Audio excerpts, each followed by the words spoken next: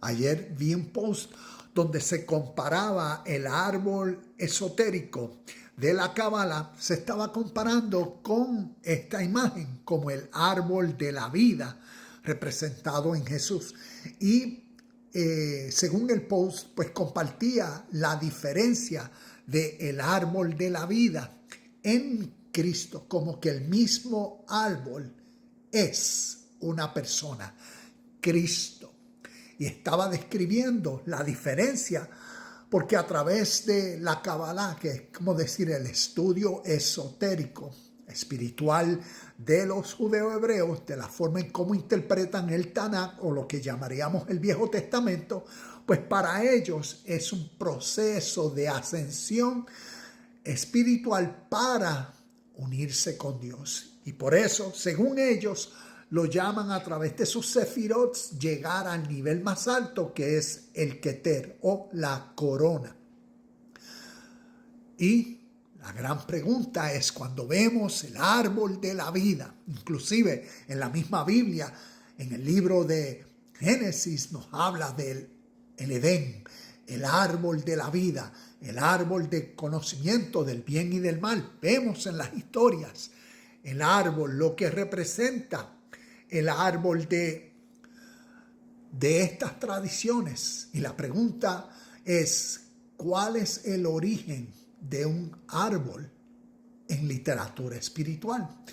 Y lo interesante, y por eso comparto en este post, es esta imagen.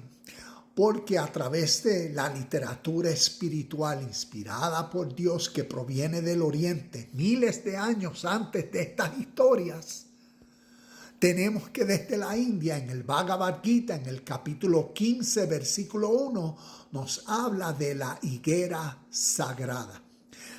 Se llama el Ashvata y es un árbol, pero mira qué cosa, el árbol está al revés, ¿ves? Donde las raíces están, como decir, en los cielos. Y entonces el tronco desciende hacia la tierra, y donde vemos entonces sus hojas, sus ramas y sus frutos en la tierra. La pregunta es, ¿qué el árbol de la vida representa desde el Oriente en historias que anteceden por miles de años? El árbol de la vida de las interpretaciones esotéricas de los judeos-hebreos y el árbol de la vida o la referencia a Cristo que vemos según el libro de Juan, capítulo 6, versículo 57 y también otros capítulos, otros versículos más.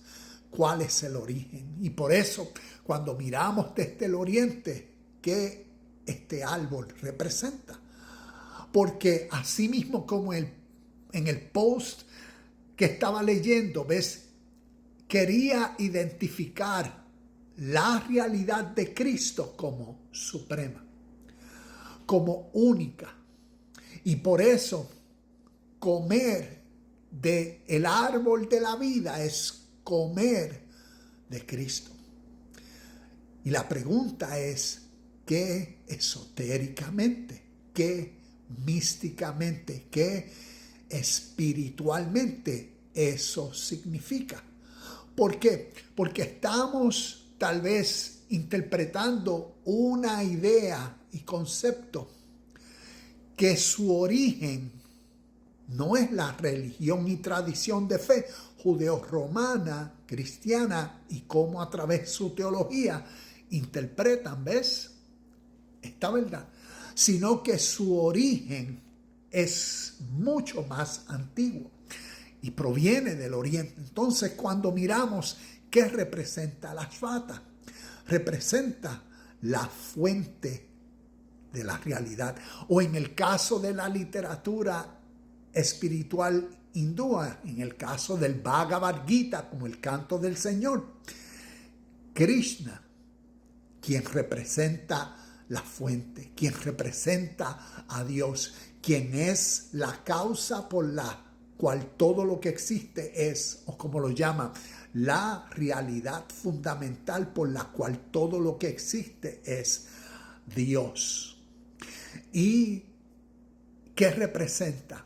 Sus raíces, su esencia, su presencia, su eternidad siempre es, como decir, en los cielos. Y cómo entonces su tronco, su manifestación, su característica, sus nombres, sus cualidades, atributos, virtudes descienden hacia la tierra.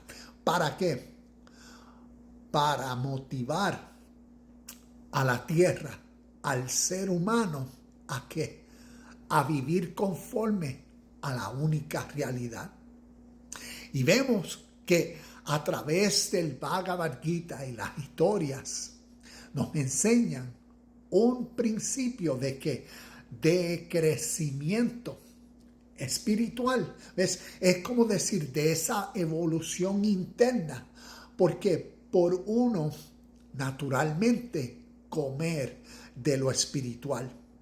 Y cuando miramos qué simbólicamente comer representa, a veces refiere a la asimilación, la absorción o integración de ideas, experiencias, energías, fuerzas, espíritu o conocimientos a un nivel profundo del ser.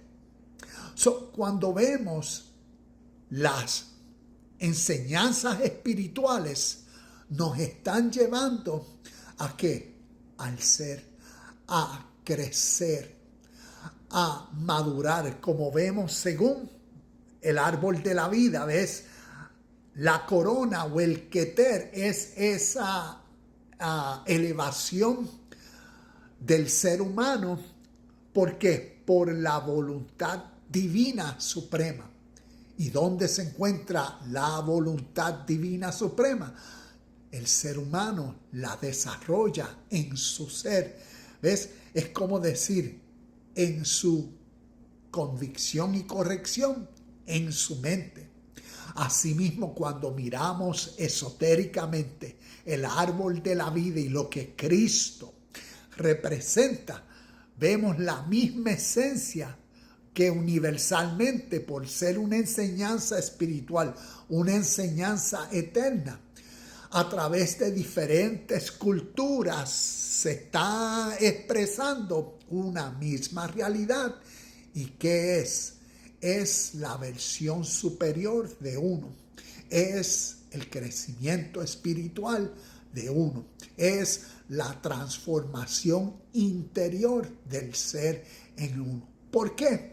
Por la realidad de comer del árbol de la vida, del fruto eterno, por la realidad de, como decía, de absorber, de integrarse en uno con todo lo que es Cristo, con todo lo que la realidad, pureza y verdad eterna, con todo lo que la conciencia como corona de la voluntad divina suprema en uno es, con todo lo que es puro, con todo lo que es verdadero, con todo lo que representa la realidad suprema que todos llamamos como Dios.